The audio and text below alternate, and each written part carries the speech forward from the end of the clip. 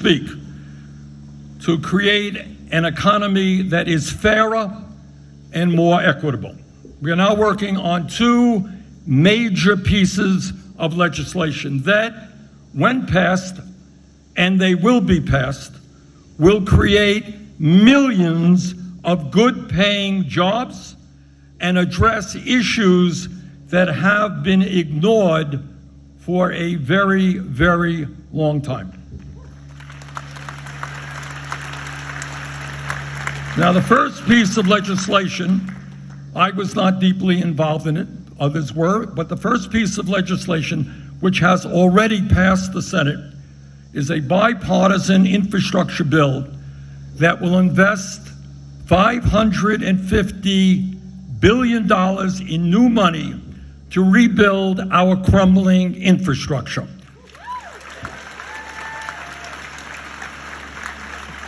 Now, I don't know what's going on in Indiana, but I have no reason to believe that it's any different than Vermont and other states where our roads, you're laughing, I guess it is as bad here as elsewhere, but it's bad all over this country in terms of our roads that are crumbling, our bridges, our water systems. You know, one of the things that amazed me is I've gone all over this country. You may not know it, but there are millions of people who, when they turn on the tap in their kitchen, they cannot drink the water. Do you all know that? I mean, it's really quite unbelievable. So you got water systems that need repair. You got our wastewater plants that need repair. We want to expand broadband.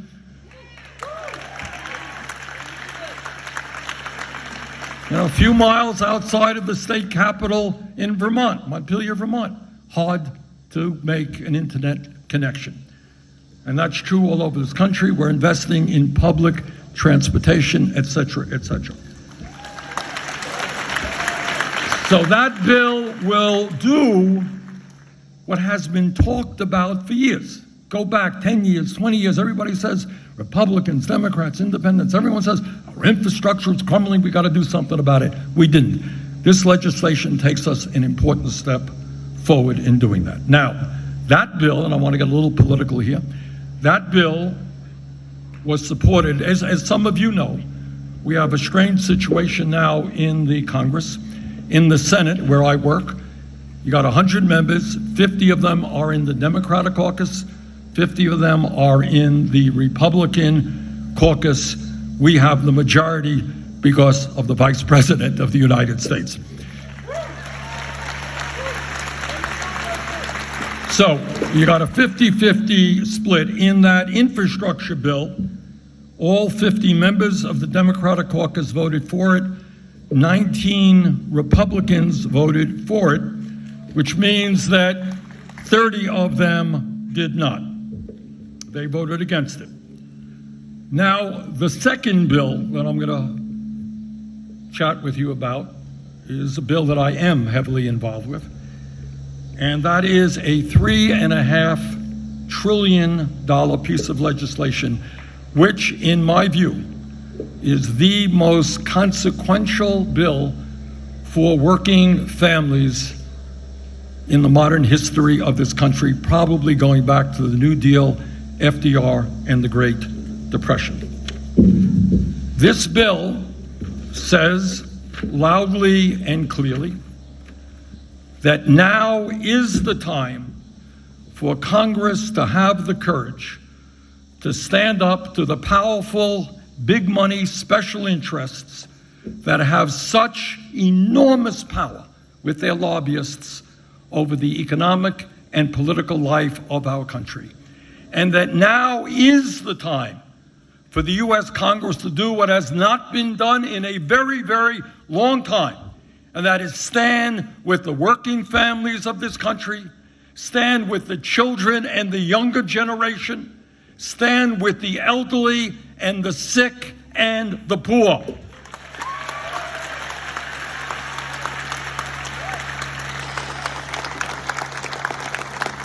And in addition to all of that, now is the time for the United States to lead the world against the existential threat of climate change.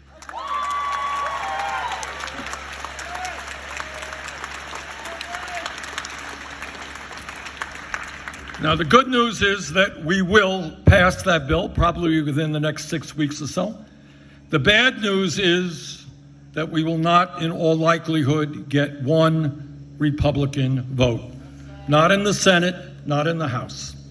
And I want you all to remember, just a few years ago, all of these Republicans who today are not prepared to stand for the working families of this country, just a few years ago, voted unanimously or virtually unanimously for massive tax breaks for billionaires and the wealthiest families in America.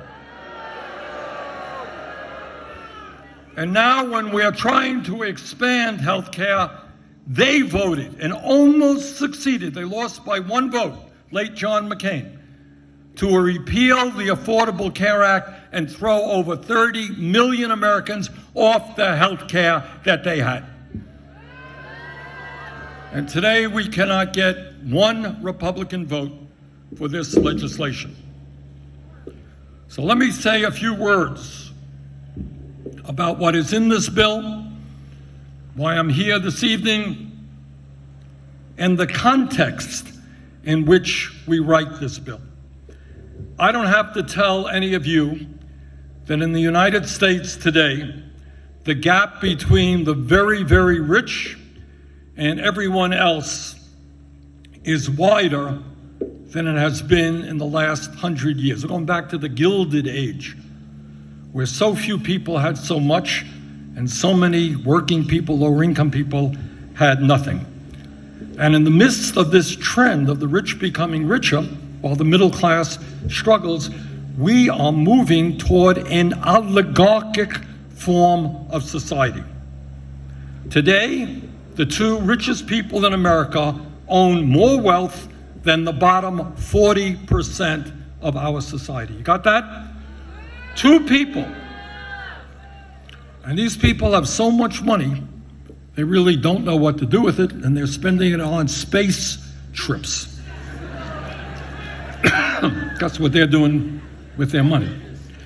Today, the top 1% owns more wealth than the bottom 92%. And since 2009 and the Wall Street crash of that period, 45% of all new income goes to the top 1%. Unbelievably, so we're looking at massive income and wealth inequality.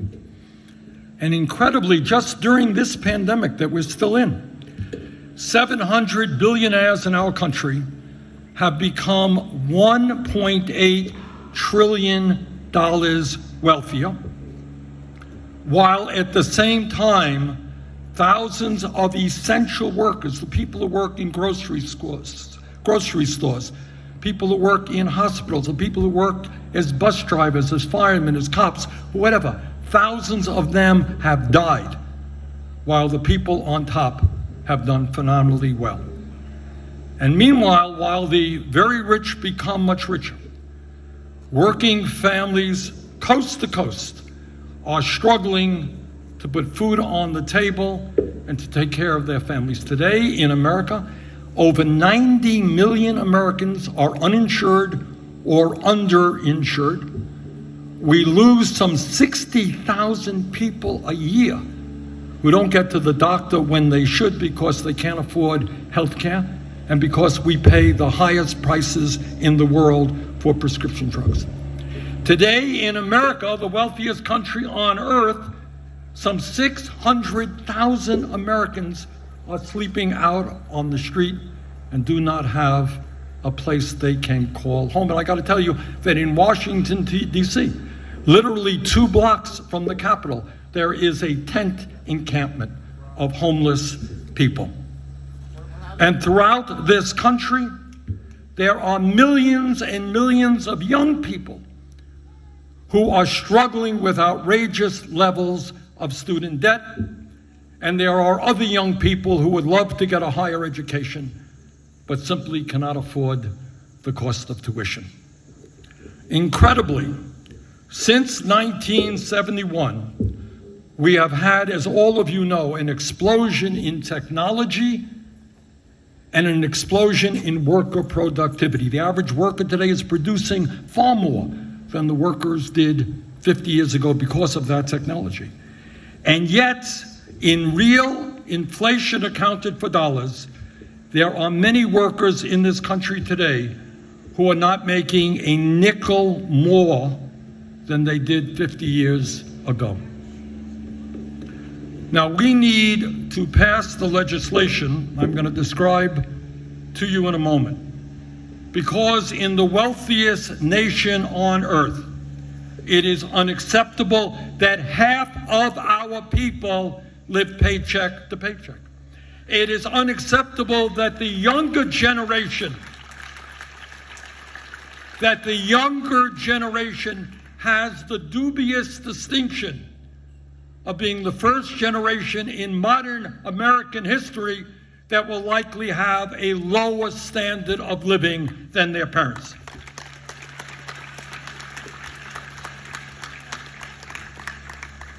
So let me tell you briefly what this legislation will accomplish.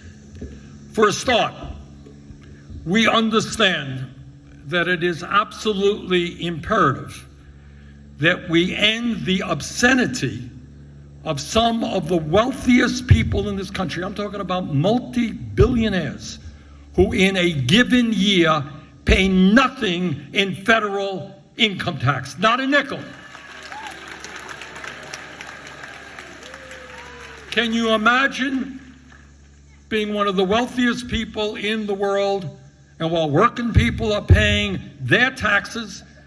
If you are rich and you got a whole lot of accountants and lawyers and you know how to manipulate the system, in some years you pay nothing in federal taxes.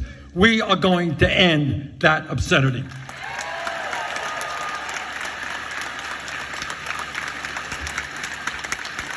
And we are also going to end the obscenity of dozens of major profitable corporations that make billions a year, that stash their profits in the Cayman Islands and tax havens all over the world.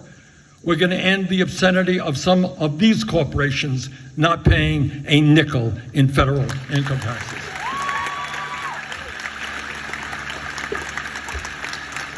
Now, my Republican colleagues are busy telling everybody Bernie Sanders and the Democrats are going to raise taxes. You're right. We're going to raise them on the richest people in this country who've start paying their fair share of taxes.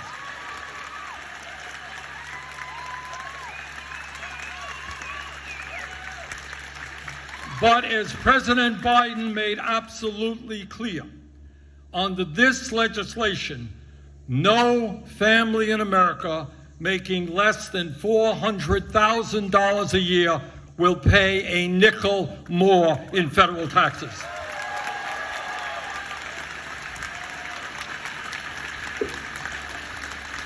And in fact, many of those families will be receiving a very significant tax break.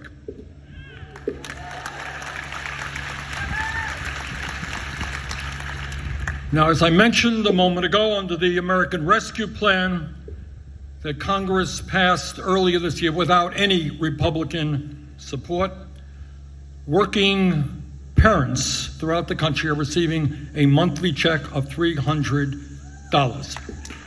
If we do not pass this legislation, those checks will end at the end of this year. That was an emergency bill that we passed, the American Rescue Plan.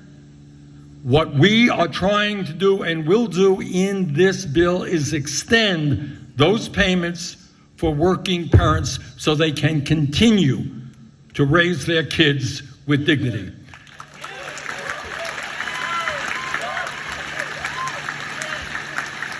And any Republican out there who wants to end those payments and once again drive childhood poverty in this country high should be ashamed of himself or herself.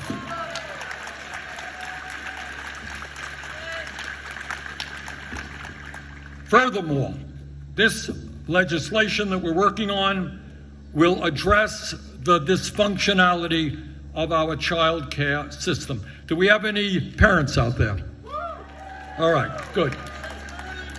Well, I can tell you again, I apologize for not knowing the story here in Indiana, but I can tell you in Vermont, the average cost of child care, which is about the national average, is $15,000 a year. In some places it is higher, in some places it's low. But about $15,000 a year for one child. If you have two, multiply that by two. Now you tell me, if you are a working family making $40,000, $50,000, $60,000 a year, how can you afford $15,000 a year in child care? And the answer is you can't. And then on top of that, when all of us know that the earliest years of a child's life, 0 to 4, are the most significant intellectually and emotionally in terms of that child's development, we pay child care workers disgracefully low wages.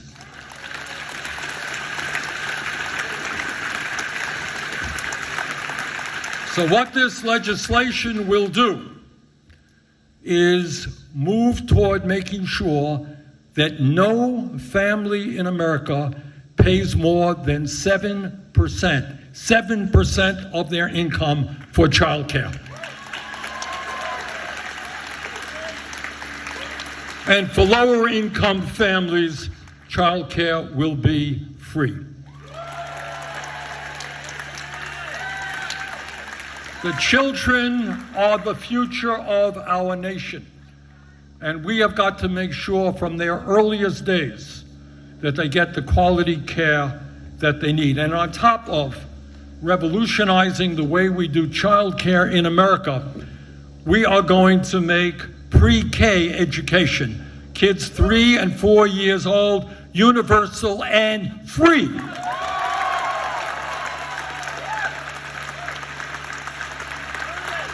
In other words, what we are doing, God didn't create education, public education, starting at age 5 in kindergarten. The world has changed.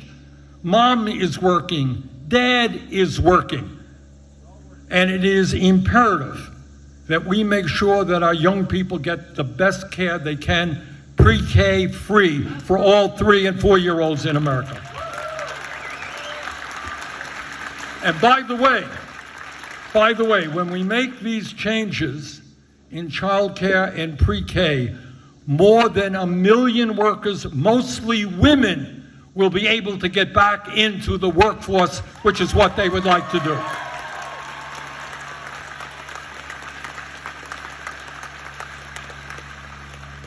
As some of you may know, there is one major country on earth that does not guarantee paid family and medical leave. Anyone know what country that happens to be? You got it. So all over the world, including poor countries, they understand that when a child is sick, mom or dad should be able to stay home with that kid and not lose their pay.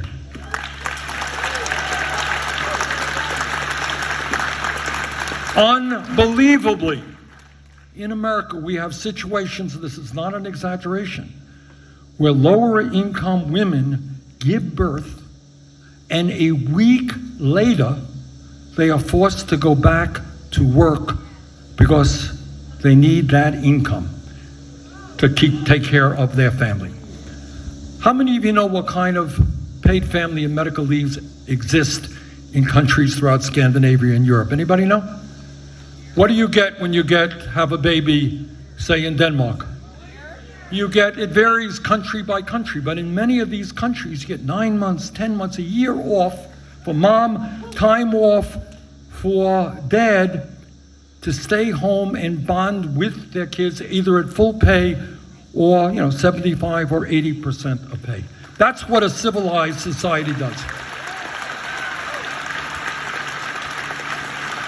We are not there yet in this legislation, but it will guarantee 3 weeks of paid family and medical leave.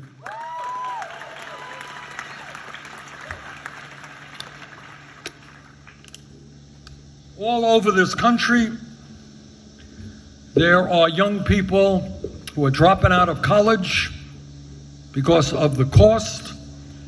Other people can't afford to go to college, and other people are leaving school very, very deeply in debt. Anybody here happen to have some student debt or will be facing student debt? All right. Now, my own personal feeling, I speak only for myself, is that we should end all student debt in America.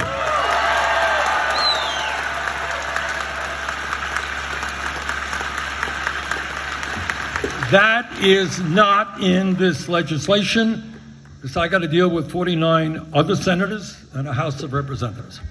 But what is in this legislation is very, very significant. What's in this legislation is 2 years of free tuition at community colleges all across this country. All right. That's right. And what that means are two things. It means that if you choose to go to a 4-year school, you can transfer those first 2 years of credit and where you're paying no tuition, and that's a pretty big deal. Or second of all, if you simply want to get the training that you need to get a good paying job that's out there, you'll be able to do that.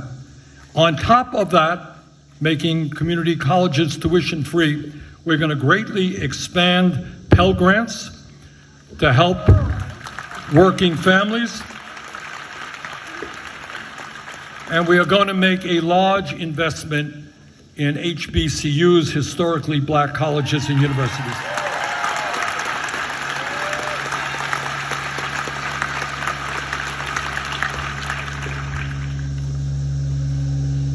Under this legislation that we're talking about, we are going to make the largest investment in low income and affordable housing in the history of the United States.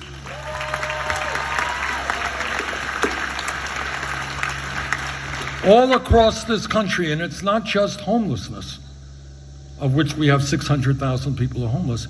It is the fact that we have some 18 million households who are spending 50% or more of their incomes on housing. Because in many communities all over this country, because of gentrification and in other reasons, cost of housing is sky high. We are going to build more low-income and affordable housing than any time in the history of this country.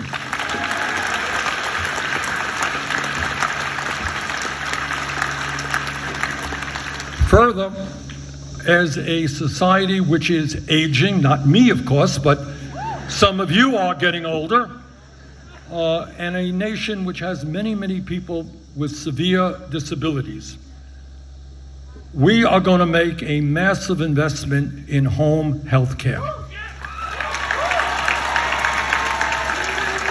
And what that means is we're going to make it easier for older people and people with disabilities who want to stay in their own homes, get the help they need in their homes rather than force them into nursing homes.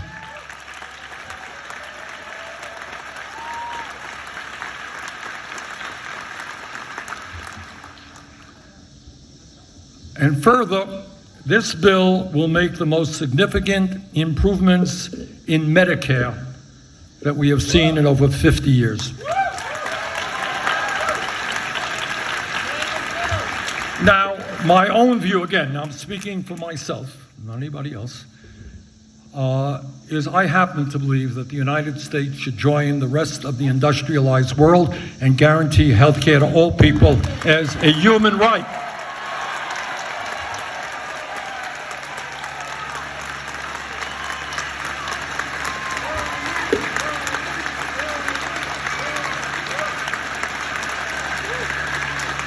And the easiest way we do that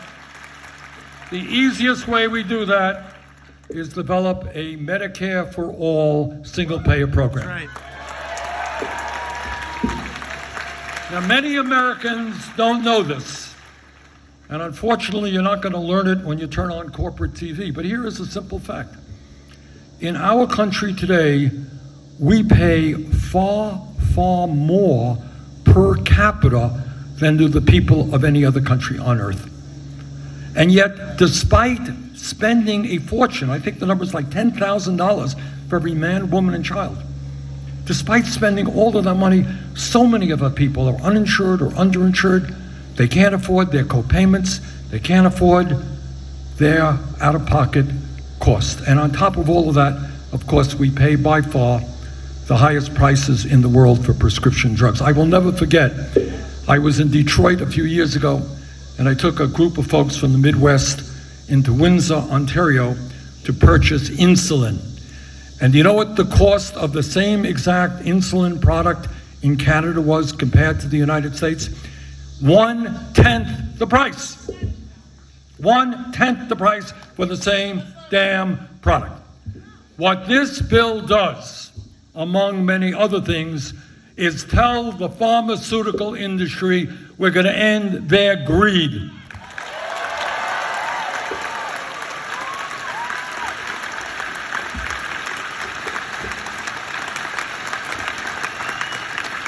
We are going to have Medicare negotiate prescription drug prices with the pharmaceutical industry so that they cannot charge us any price that they want. And furthermore, what we are going to do is expand Medicare to cover dental care, hearing aids, and eyeglasses.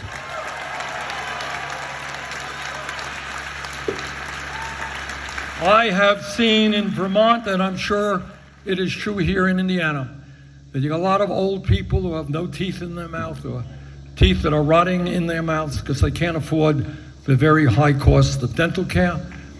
There are senior citizens who can't communicate with their grandchildren because they can't afford hearing aids. People cannot see properly because they cannot afford eyeglasses. So it is not everything that I want, but expanding Medicare to cover dental care, hearing aids, and eyeglasses, and lowering the age of Medicare eligibility is an important step forward.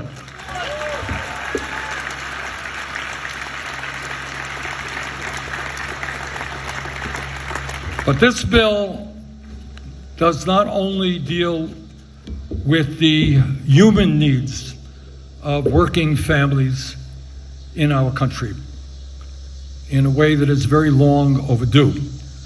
What it does, in the most significant way in American history, is understand that the United States of America must lead the world in transforming our energy system away from fossil fuel to energy efficiency and sustainable energy.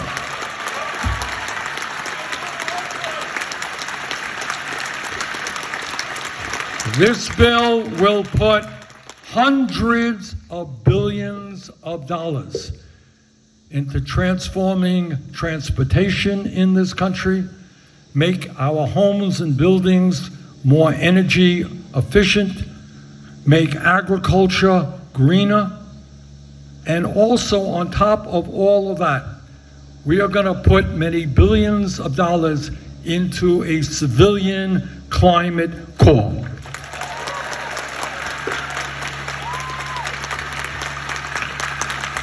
And what this civilian climate corps will do is provide good wages, strong wages, and educational benefits. Help young people pay off their student debt or help other people put away some money to afford college. And those young people will help lead our country in combating climate change and transforming our energy system.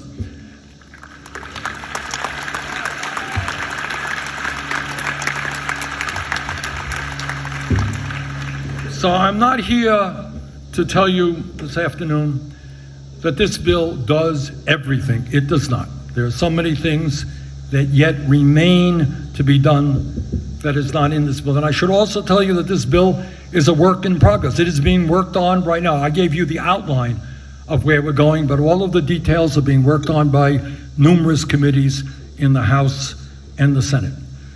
But I think what is fair to say about this legislation, which again is going to be funded by demanding that the wealthy and large corporations start paying their fair share of taxes.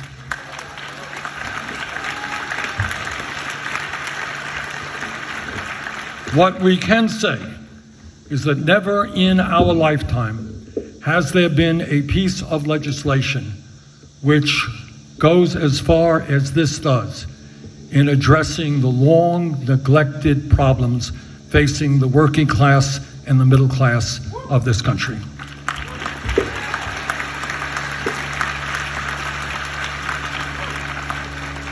What I would like to do now is bring up some of your neighbors to talk a little bit about what's going on in their lives and what they would like to see in a budget and where they would like to see America go.